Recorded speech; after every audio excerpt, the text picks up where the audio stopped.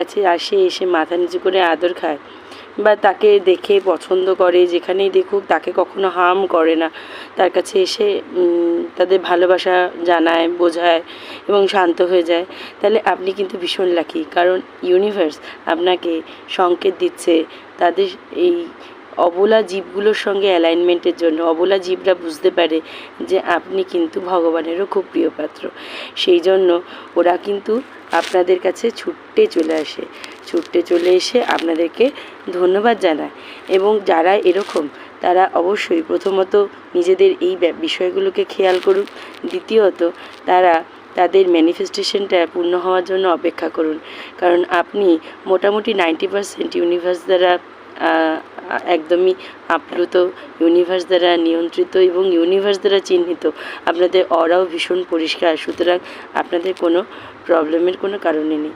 ধন্যবাদ।